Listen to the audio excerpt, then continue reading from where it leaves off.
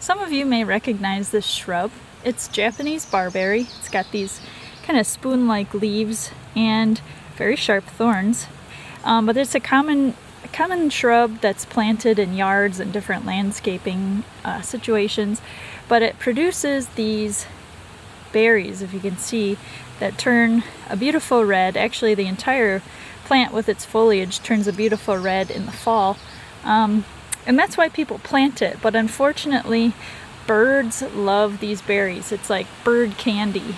And the bad part about that is birds easily spread these berries by eating them and pooping them out wherever they fly. And that's probably the case here. We're along a trail in Tecumseh that's right next to the river through these bushes.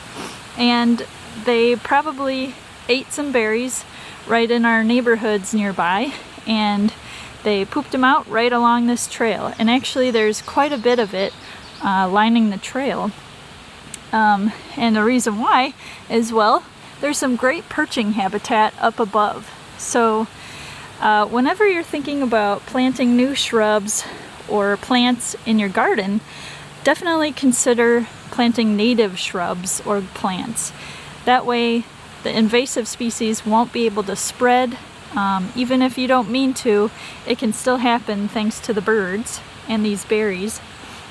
And also, native plants are a lot easier to grow. They take a lot less care, they use less water because they're able to store it better, and they typically can grow in tough soil situations like clay.